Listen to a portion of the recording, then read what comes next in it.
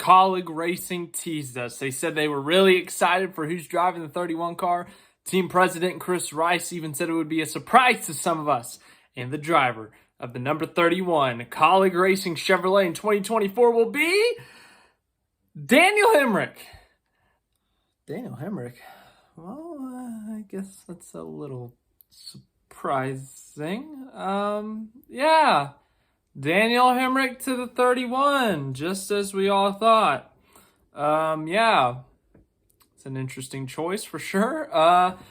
So Daniel Hemric has had quite the career, but most recently his career has actually been associated with Kaulig Racing. He's raced for them in the Xfinity Series. He's actually currently in the Xfinity Series playoffs for them.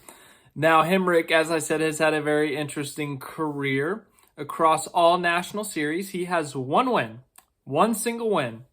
But that one single win happens to be the championship race in the Xfinity Series in 2021. So he has one win across 3 national series, but he also has one championship. Quite the statistic. Really is. Daniel Hemric, it's mind-blowing.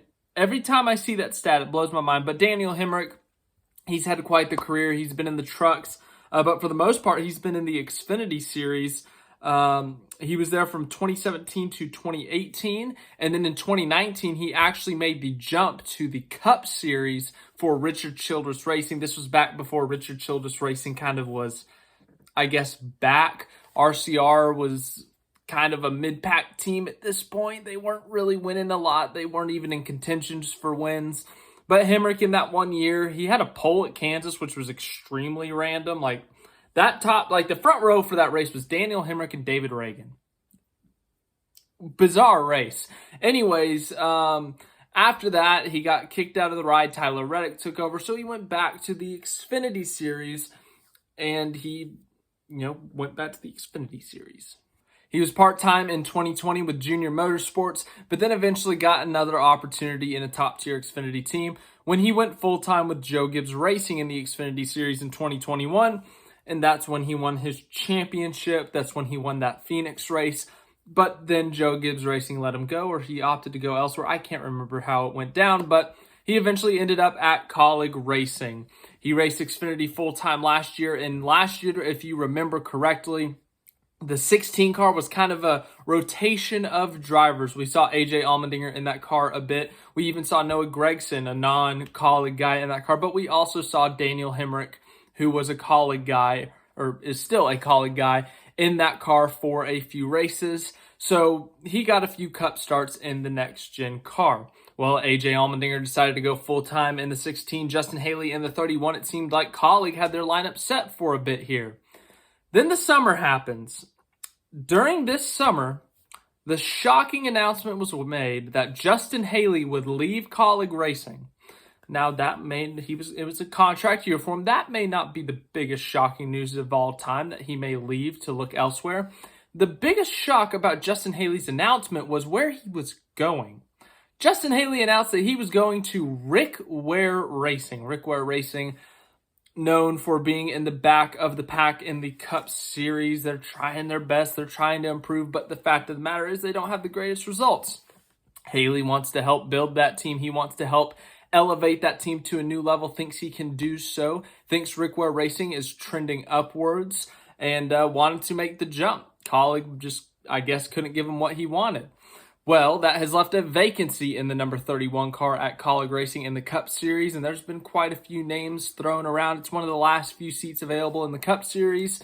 It's been a mystery who's ever going to be in the 31, but then last week they post that picture, and there's that freckle on the arm that people saw of Daniel Hemric or something, and God almighty, it's mind-blowing, the internet, how quick they can figure things out, but Kaulig Racing made it official today.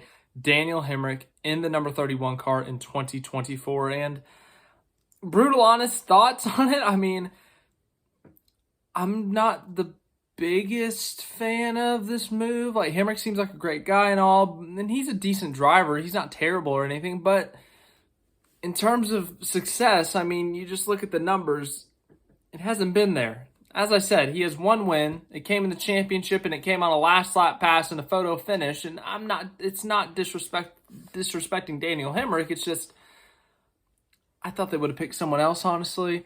If Kaulig had announced today Hemric is extending to stay in the Xfinity Series, I think that's a great move. Hemric's a consistent driver. He keeps it clean for the most part, and he does his job in the Xfinity Series.